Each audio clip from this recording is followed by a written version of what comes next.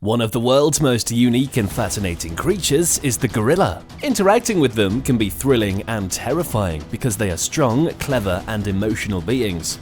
The public's interest and imagination have been piqued by numerous reported accounts of gorilla encounters, including both wild and captive-bred incidents. So come and let's take a look at some most terrifying gorilla encounters of all time. Encounter number 1. A male gorilla named Harambe, who lived in the Cincinnati Zoo, was one of the most well-known gorillas in history. A 3-year-old boy was snatched and pulled by Harambe in May 2016 when he entered the gorilla's enclosure. To save that boy, zookeepers made the painful choice to shoot and kill Harambe.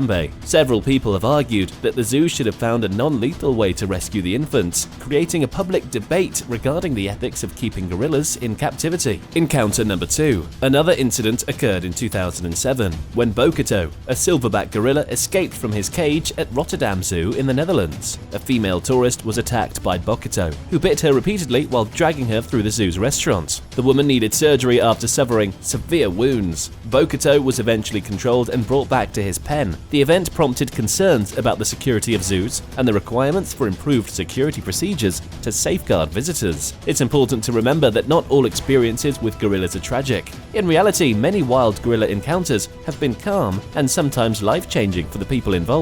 American primatologist Diane Fossey started her research and conservation efforts for mountain gorillas in Rwanda in 1967. Fossey's pioneering work inspired a new generation of conservationists and shed light on gorillas' complex social interactions and emotional lives. However, Fossey's efforts to save gorillas also won her adversaries among villagers who opposed her conservation efforts and poachers. Fossey was found dead in her hut in Rwanda in 1985. The tragedy brings attention to the risks encountered by individuals who seek to conserve gorillas in the wild, even though the identity of Fossey's murderer is still unknown. Despite the dangers, numerous scientists and environmentalists continue their persistent efforts to safeguard gorillas in their natural environments. In Rwanda, Uganda, and the Democratic Republic of the Congo, for instance, the Diane Fossey Gorilla Foundation International is committed to preserving and protecting gorillas and their natural habitats. The group has taken pride in reducing poaching and conserving gorilla populations by collaborating closely with local communities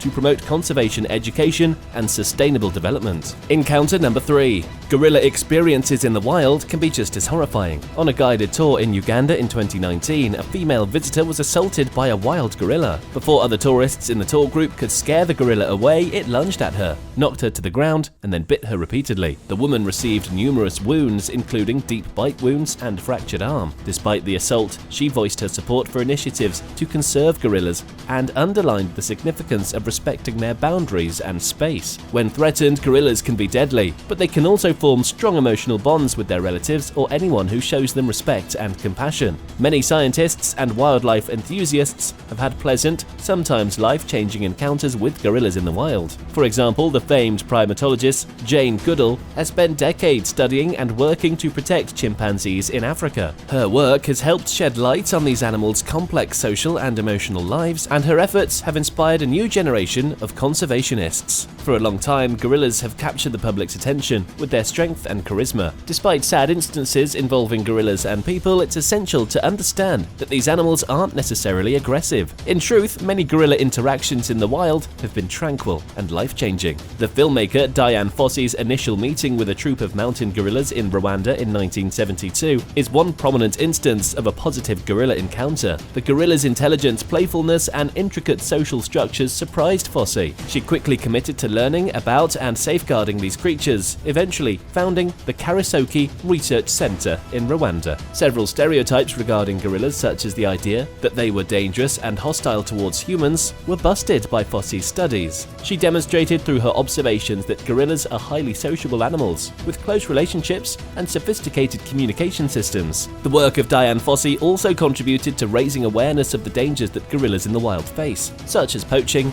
habitat destruction, and sickness. Conclusion: today, gorillas are considered endangered species species, with fewer than 1,000 mountain gorillas remaining in the wild. However, many ongoing efforts exist to protect and conserve these animals, including habitat restoration, anti-poaching patrols, and education campaigns. The Gorilla Restoration and Conservation Education (GRACE) Center in the Democratic Republic of the Congo is one creative conservation initiative. Gorillas abandoned or taken from illegal wildlife dealers can find refuge at GRACE. With guided tours and educational programs, visitors can learn about the rehabilitation of the gorillas and their preparation for release back into the wild, as well as about gorilla behavior and conservation initiatives. Despite the risks of working with wild animals, many researchers and conservationists remained committed to studying and protecting gorillas. For example, the Max Planck Institute for Evolutionary Anthropology in Germany researches gorilla genetics, behavior, and cognition. The institute's work has helped shed light on these animals' evolutionary history and their relationship to humans. The Karisoki Research Center in Rwanda is run by the Dian Fossey Gorilla Fund in the US, along with outreach and education initiatives. The organization aims to safeguard gorillas and their natural habitats through advocacy, education, and scientific study. While gorilla encounters can be dangerous, they can also be transformative experiences that deepen our understanding of these remarkable animals. As we continue to learn more about gorillas and their behavior,